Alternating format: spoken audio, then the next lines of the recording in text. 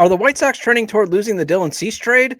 Let's discuss how that is happening, especially with Drew Thorpe suffering another setback from elbow surgery next on Locked On White Sox.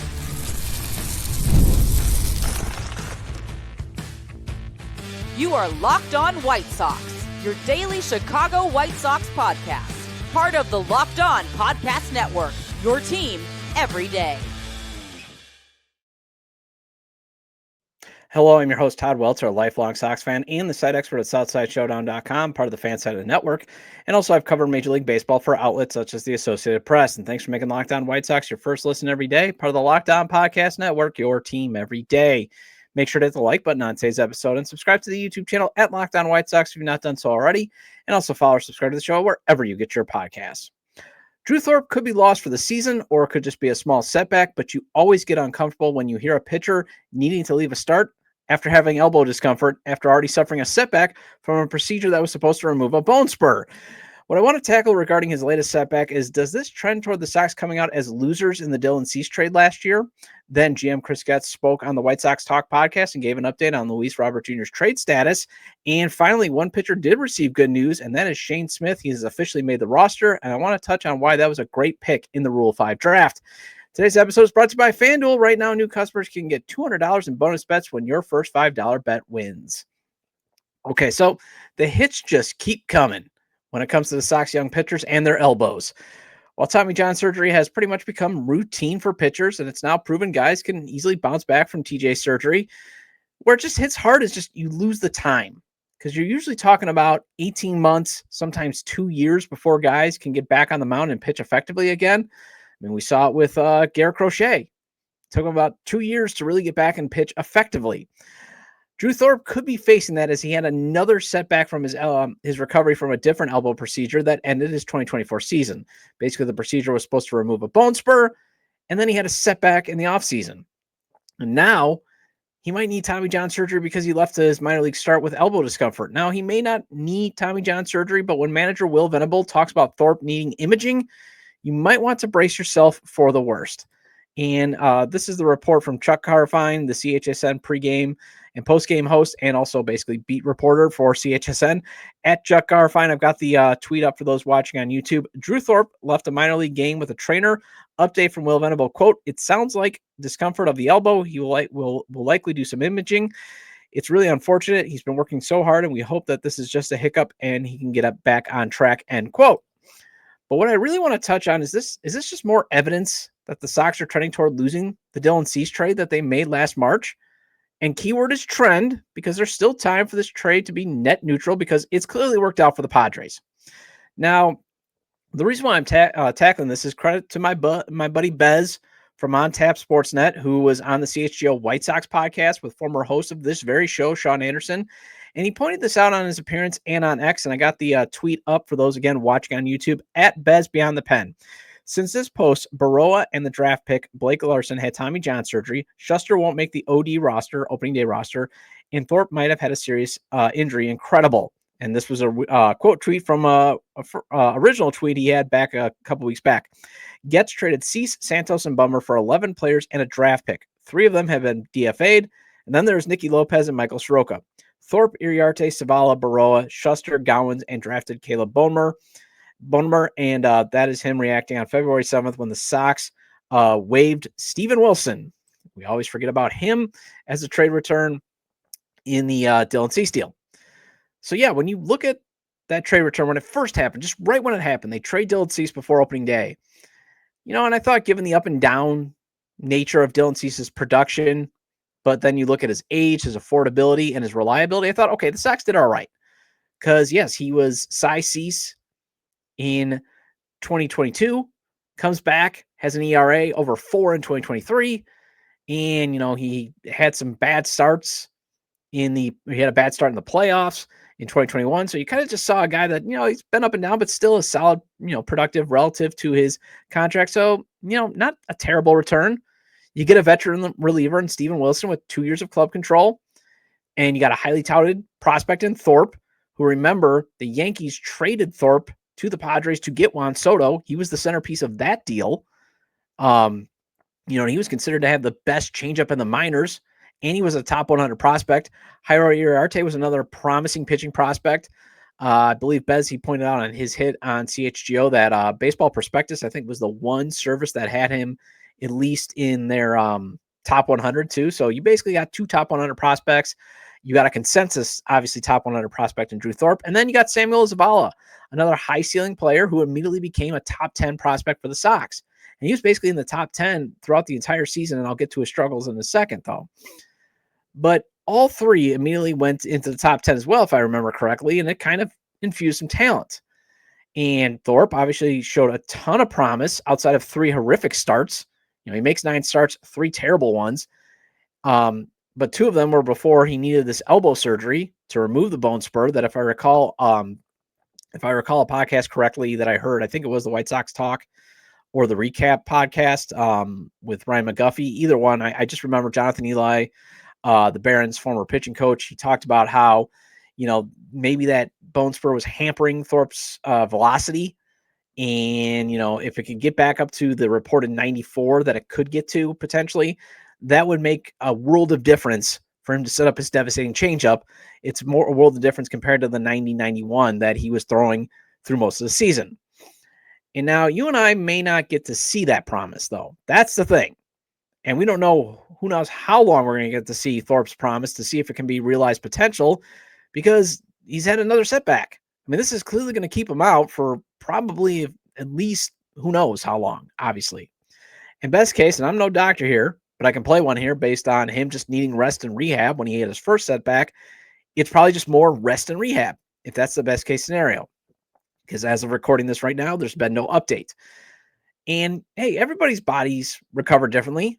Now, medium case, maybe he needs just a follow-up procedure. Maybe there's just some scar tissue.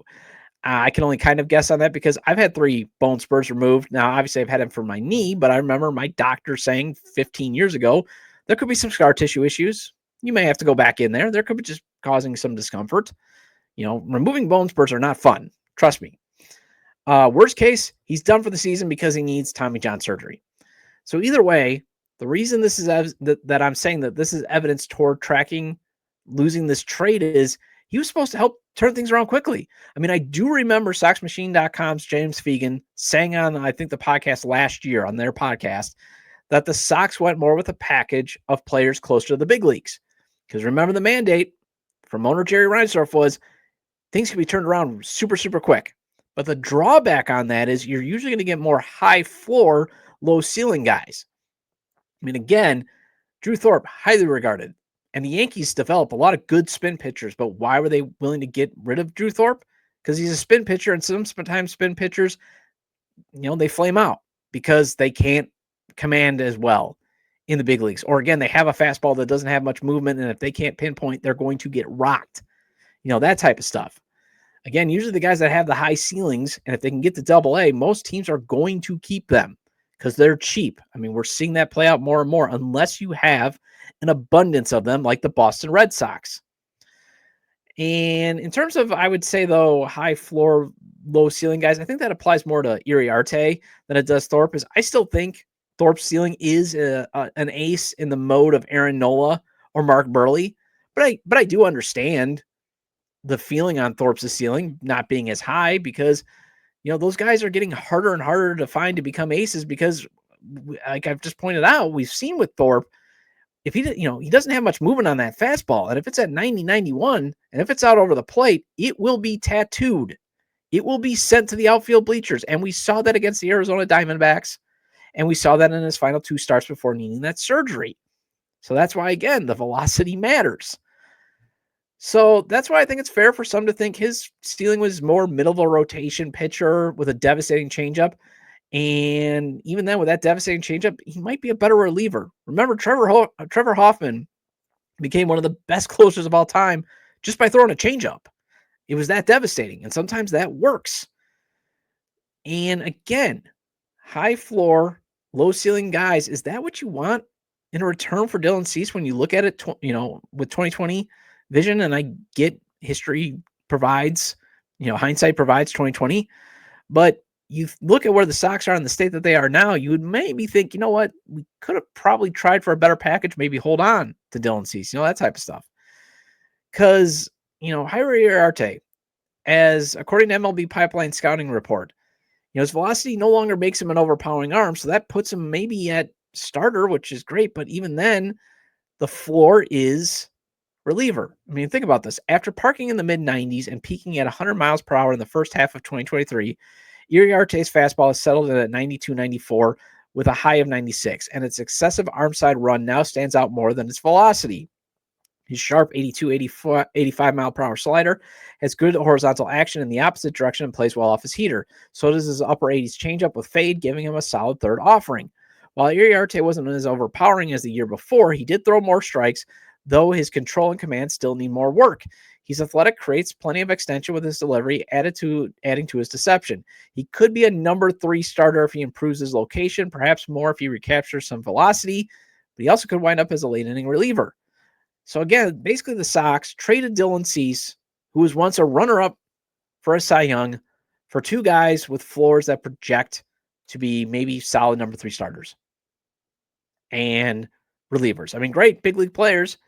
And as everydayers have heard me say, I'm fine with prospect-built bullpen because it's cheap. And in the context of this owner only willing to spend so much during competitive windows, I mean, I'm fine if Thorpe and Iriarte reach the floor to be cheap, effective bullpen arms through the decade. But again, it speaks to the process. When you're in this massive of a build, you want to try to get high ceiling guys. And if they reach their floor, which is the majors and being contributors, you just hope it's better than what Michael Kopech and Yohan Moncada provided, for example. That type of stuff. But the process continues to show that it was flawed last year. And to be fair, a little fair to Chris Getz, that does go back on the owner, who at the time was still under the impression things could be quickly turned around and Chris Getz was just the man to do it. And then 121 losses happen. And the process changes. And you see a different return for Garrett Crochet. I mean, yes, you get 2 prospects who could help immediately in Kyle Teal and Chase Mydroff, but the only reason is Crochet came $6 million cheaper and a bit younger than Cease. But you also got at least one legit bona fide high ceiling guy in Braden Montgomery and another prospect with promise to help at the big leagues in Winkelman Gonzalez. So you got a whole, basically, if you think about it, Steven Wilson, they only got 2 years of club control. Winkelman Gonzalez, if he turns out to be a reliever, awesome. And the club control hasn't even started. So you get these guys with, their club control clocks not even started. Now, we don't know what the club control is going to look like in the next CBA, but still, you have plenty of club control of these guys. Whereas in the previous trade, you only got 3 guys. So think about 3, 4. And you again got the certified, that this guy's got a lot of upside. Everybody agrees in Braden Montgomery, where Samuel Zavala is the typical scratch-off lottery prospect. And, think about it too, in terms of Wilson. I mean, the bullpen arm, again, Winkelman Gonzalez, if he doesn't pan out, oh well. If you get 3 of the 4 of the guys there, that's amazing. Okay? That would make up for it. But in the case of the White Sox trade for Dylan Cease, you went with an established veteran, Steven Wilson. But remember, as I keep pointing out to everydayers, bullpen arms are volatile. And guess what happened to Steven Wilson? He had his career low season, he was injured, and now he might be pitching at Charlotte as an organizational depth guy. That's where he's at right now. And the high ceiling, the lottery pick, not the lottery pick, but the lottery scratch off like prospect Samuel Zavala, yeah, way more of a risk than a certified first round pick in Montgomery. And guess what? Things have gone horribly for Zavala. He was terrible at high A. His average was under 200. His OPS was under 700, and he has tumbled out of pretty much every White Sox top 30 rankings that you look up. He's completely not even there anymore. So maybe Head gets waited to trade Cease after a couple of April and May starts, especially, he had a 2.78 ERA in last April, maybe to show that, hey, yeah, 2023 was just an aberration, bad defense backing him up, that type of stuff. Maybe the White Sox, first of all, don't lose a record amount of games, because maybe he helps you win a few extra during the starts. And second, maybe you possibly got a better return to help your build, but we'll never know. And hey, there's still time for the Sox to come out net neutral. But right now it's looking, toward a trade loss in a build that you never want to lose a trade. Well, speaking of possibly getting a better return, it sounds like the White Sox will have to carry Luis Robert Jr. into the season, as GM Chris Getz has made it sound like no trade is going to happen before opening day. Let's discuss the GM's recent comments and why you should be cautiously optimistic Getz is making the right decision to roll the dice. And that is next on Locked On White Sox. March Madness is here, and FanDuel is giving you the chance to get in on the action like never before. Right now, new customers can get $200 in bonus bets when your first $5 bet wins. That's $200 extra bucks to use on everything from buzzer beaters to Cinderella stories and even who's cutting down the nets. And if you got your eye on a few underdogs this year, FanDuel makes it easy to back them with spreads, totals, and game props. Their spreads, money lines, and their over-unders, they're great, but if you want to win it big or at least double your money, their parlays, their futures, and props are the way to go. With tournament games happening almost every day, there's always something exciting to bet on. The FanDuel app is simple and easy to use, and when you win, you get paid instantly, no waiting around. So visit FanDuel.com and get in on the college hoop action all tournament long. And there's nothing better than catching an MLB game live, the crack of the bat, the roar of the crowd, and the smell of the ballpark food. And if you're looking to go last minute, Game Time makes getting tickets even easier. With last-minute deals, all-in pricing, and low market price guarantee, Game Time takes the stress out of buying MLB tickets. Plus, ticket prices drop as the game time gets closer, meaning you can score an incredible deal. Game Time is the official ticketing partner of Locked On, and as the White Sox season is coming up, I can count on them to help grab tickets that meet my needs. My plan is to actually get to a few games this year on the South Side, and you best believe I'm using the Game Time app. And I've used Game Time in the past for deals for my beloved Marquette Hoops. I love that I can get a preview. I can preview my exact seat before purchasing, so no bad surprises when I get to the stadium. Take the guesswork out of buying tickets with Game Time. Download the Game Time app, create an account, and use code LOCKEDONMLB for $20 off your first purchase. Terms apply. Again, create an account and redeem code LOCKEDONMLB for $20 off. Download Game Time today. Last minute tickets, lowest price guaranteed.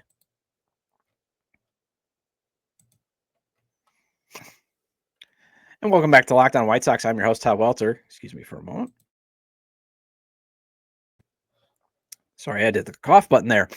Make sure to hit the like button on today's episode and subscribe to the YouTube channel at Locked On White Sox if you're not done so already. And if you can't catch the show on YouTube, Locked On White Sox is available on all major podcast platforms.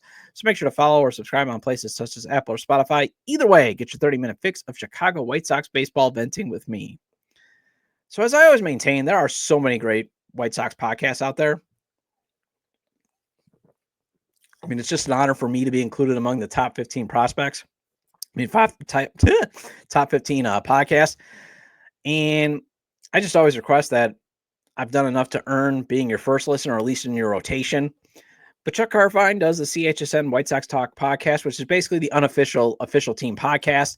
And he had GM Chris Getz on his recent episode. And I don't want to spoil the whole episode, as I believe you should check out the entire interview. It's pretty good. But I do want to generally talk about the update on the Luis Robert Jr. trade talks that Getz provided. So the GM has confirmed there is still interest. As he said, plenty of teams have checked in, but now the general manager has confirmed the team is not highly motivated to trade him before opening day because they know the talent is there, and they're claiming last year was not a fair assessment of Luis Robert Jr. Plus, it sounds like Getz really likes the approach LRJ is having at the plate. However, Garfine asked what would be a fair return. And Getz is looking for an all-star return because they believe he's an all-star. So I think when you put Getz putting last year's assessment out there as not being fair, citing his 2023 season, and him seeing a more patient at the plate, Luis Robert Jr. more driving the ball like a healthy Luis Robert Jr. can, that he's doing in spring, I think it has him convinced that he deserves a better return than, say, what was reported that the Reds wanted to give the Sox, which is, a top 5 prospect, but that was it. And they wanted the Sox to pay half of Luis Robert Jr.'s salary. And I think Chris Getz is thinking, no, you might think I'm crazy for asking for 2 of your top 5 prospects or your top 2. But on the flip side, this guy was amazing in 2023. I get that there's, the stuff going on with his health and the concerns there, but he was a 5-WAR player in 2023. So maybe let's not hold him to the 2024 standards. So, I'm glad that the GM has finally seen the light. And I get there's a major risk in this gamble. And I've talked extensively on why Louis Robert has to be traded. And I had Elijah Evans from Just Baseball and Future Sox on the show yesterday, who also reinforced why he has to go at some point. But if you want to accelerate this build, you've got to get a max return on LRJ.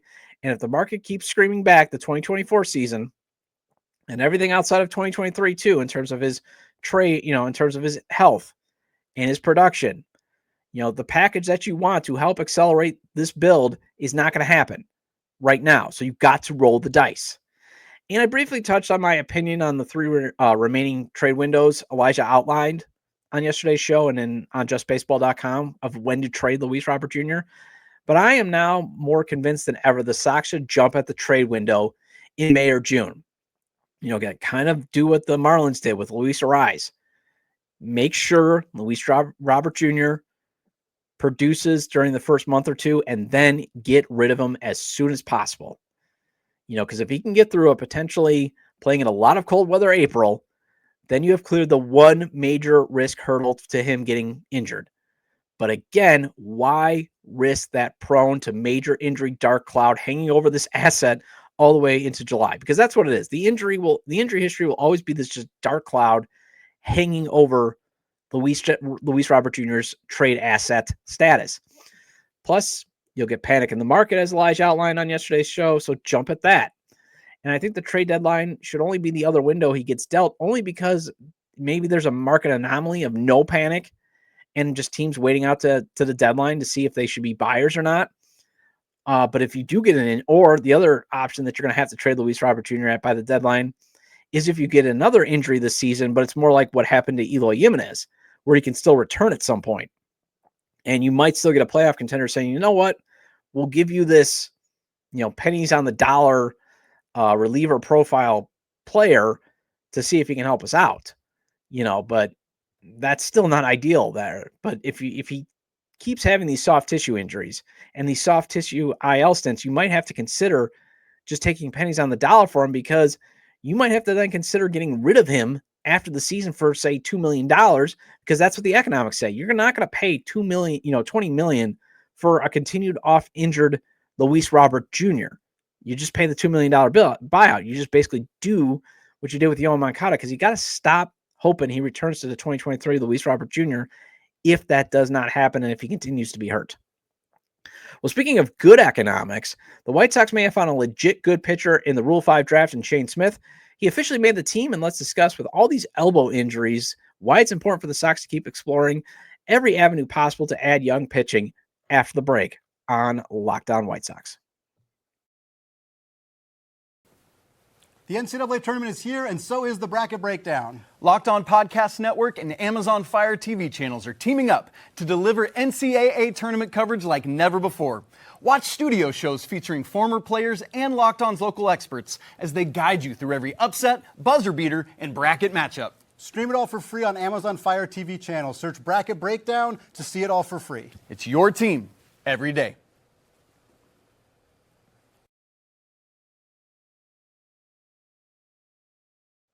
Welcome back to Locked On White Sox. I'm your host, Todd Welter. Again, shout out to all the everydayers. I appreciate your loyalty. Please hit the like button on today's episode. Recommend to your fellow Sox fans or baseball fans, friends, to subscribe to the YouTube channel at Locked On White Sox, wherever they get their podcasts, as this show is available on all major podcast platforms.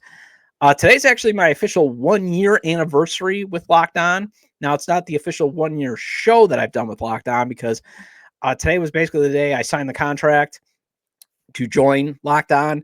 Had to go through a couple weeks of training, and then obviously, I believe I debuted April 15th. I believe it was tax day. It was the day that I know Yohan Moncada was lost for the season, because that was my first episode. So, been here for a year, but we'll be officially at the 1-year show mark with me as the host next month. But I really appreciate your loyalty. Appreciate all the feedback that everybody's been giving me. I think we're getting better. Feel free to leave a 5-star review, as I know we're at a 4.5 score. And I'm trying to entertain you, trying to inform you, trying to challenge you, so that type of stuff is out there as well. So Shane Smith officially got the news from manager Will Venable that he has made the 26-man roster. There's a video on the Sox X account, and that guest chair that Venable has in his office looks super comfortable. That's the first thing I just want to go over really quick. That looks like a chair that I have a feeling players are going to love if it travels north, and they're going to love visiting his office, unless obviously the news is, hey, you're getting demoted. That looks like a super, super comfy chair. I got to find where he got that. That's a great chair. Second, Smith still has to prove he can get outs in the major leagues, but after one terrible inning in spring training, he is trending toward that not being a problem. He is throwing some serious heat in spring training, and with Thorpe likely having a longer IL stint or possibly being lost for the year, he should be the fifth starter, as the Sox could also use a power arm in the rotation, and he could provide that in spades.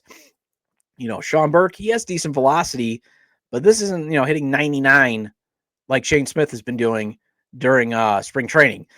Jonathan Cannon, Davis Martin, Martin Perez, they're more spin guys. So again, having a flamethrower like Smith can help replace the heat lost when Garrett Crochet was traded. And also this spring training is showing elbow injuries happen to pitchers. It's going to happen. Everybody's freaking out. The one thing I will say, to be fair, is I remember, I forgot his name. Was it Peterson? He was the pitching coach for the Mets for a long time. And then I know I covered him when he was with the Brewers 2 decades ago. He didn't come up with like kind of a strategy to keep pitchers' elbows, their arms, relatively healthy. I remember that being like his calling card. But I also remember his calling card being that they weren't developing great pitches. That was the downside. The pitching staff was not great. It was like, hey, they're healthy, but they're not doing a great job of keeping runs off the board. And I think that's kind of this is my hypothesis. You can have a good arm care program, but you might not, you're going to sacrifice maybe producing the best pitches. And that's why if you want the best pitch construction and the best possible pitches thrown, you might have to trade off some of that being super careful for the risks of an elbow injury happening. Because think about the stress that you're putting on your arm by doing all this stuff. So that's why, elbow injuries happen. And as long as it's an elbow, you're just going to lose time. And I get it. I don't want to lose the development time of Drew Thorpe either, or Mason Adams, potentially, as he left to start with elbow discomfort. Prelander Baroa now being out, you lose a high leverage guy. I get it. But you just lose time. It's those shoulders and rotator cuff injuries where you basically could lose a career. But with these elbow injuries potentially happening a lot, that's why the Sox have to continue this trend of using the draft and the Rule 5 draft too to keep bringing in guys like Smith. He was an excellent usage of the Rule 5 draft. Power stuff, was considered to not be too far away from the big leagues. Brewers just have a ton of pitching depth in their system where they just could not justify him being on the 40-man roster. That's really what it was. So pay the tab to obtain him. And I hope they keep doing that in every Rule 5 draft from here on out. One moment. Sorry, I had to hit the cough button there. But yeah, I keep hoping that this is what they use the Rule 5 draft, at least the major league round, from here on out. Find similar profiles, because it's only going to cost you $100K to get a player in the major league round. And even the penny pinching Sox should be able to afford that. They should be able to scrounge off $100K to keep drafting guys with Shane Smith's profile. And if a Rule 5 pick doesn't make your roster, well, you offer them back to the original team to get at least half your money back. Because if the original team wants them back, they pay $50K. If they refuse, you then get to stash that player in the minors if you want to keep them. But during a build like this, the Sox should be using every avenue and every possible dang time that they get a pick in the Rule 5 draft to take a guy like this. And they should be doing this over the next couple of seasons when they're going to be picking very high.